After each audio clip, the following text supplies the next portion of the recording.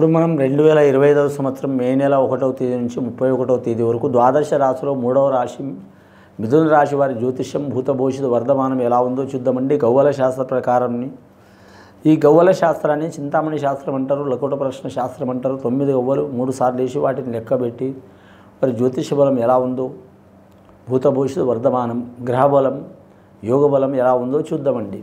మిథున రాశి వారి పేరు మీద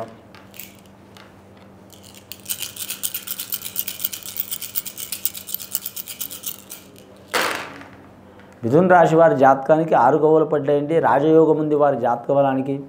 మిథున రాశి వారి జాతక బలంలో చూడాలంటే మాత్రం కూసుంటే రాదు, లేస్తే మంత్రి, తిరిగితే సేనాధిపతి, 3 గుణాలు ఉంటాయి. వారికి వారే రాదు, వారికి వారే మంత్రి, వారికి వారే బంటులు. కాబట్టి వీరు ఏది చేసినా మాత్రం కలిసి వచ్చే అవకాశం ఉంది. ఈ నెల చాలా వరకు మాత్రం శుభయోగాలు కలిసి వస్తాయి. కొన్ని విషయాల్లో మాత్రం ముందు చూస్తే నువ్వు, వెనక చూస్తే గొయ్యి అన్నట్టు ఉంటుందండి. ముఖ్యంగా వీరి జాతక బలానికి ప్రాణమిత్ర వైషమ్యాలు ఉంటాయి. ప్రాణమిత్ర వైషమ్యాలు ఉంటాయంటే గొడవలు, చిక్కులు, చికాకులు కాదండి. బంధువులతో మాత్రం కొన్ని కార్యక్రమాలకు వెళ్ళాలంటే ఇబ్బంది ఉంటుంది. మోటార్ ఫీల్డ్ రంగం వారికి మాత్రం కలిసి వచ్చే అవకాశం ఉంటుంది. అలాగే వీరి జాతక బలానికి కంప్యూటర్ రంగం వారికి కూడా కలిసి వచ్చే అవకాశం ఉంటుంది.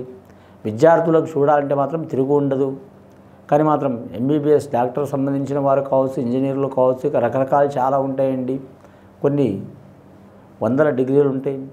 ఆ రంగం వారు అన్ని రంగాల వారికి మాత్రం మంచి ఫలితాలు కలిసి వచ్చే అవకాశాలు ఉన్నాయి. కానీ ముఖ్యంగా మాత్రం పెద్దల ప్రకారం విద్య వీరు నడిపించుకోలేరు. స్వతాబుద్ధి, స్వత ఆలోచన నడుస్తుంది. వడ్డీ వ్యాపారం చేసే వారికి తిరుగు ఉండదు వీరి జాతక బలంలా. కానీ బ్యాంక్ రంగంలో కూడా మాత్రం కొన్ని ఇబ్బందులు, చిక్కులు, చికాకులు ఉన్న వారికి తొలగిపోయే అవకాశాలు ఉంటాయి. ముఖ్యంగా ఈ రాశి వారి జాతకంలో చూడాలంటే మాత్రం వీరికి ధనాశ చాలా ఉంటుందండి. ధనాశ చాలా ఉంటుందంటే మందిరం ముంచరు.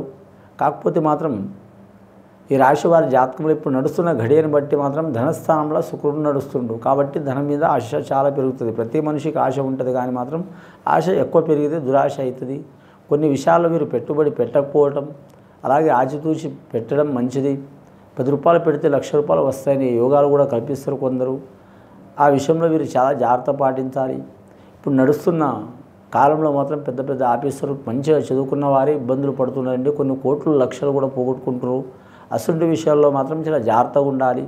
ముఖ్యంగా బెట్టింగ్ విషయం కావచ్చు, లేదా ధనం ఈ ఫలానా ఉద్యోగం వస్తుందంటే కొన్ని లక్షలు ఇవ్వటం కావచ్చు, లేదా మాత్రం మన వాళ్ళే కదా నమ్మి మాత్రం కొన్ని డబ్బులు ఇవ్వటం కావచ్చు.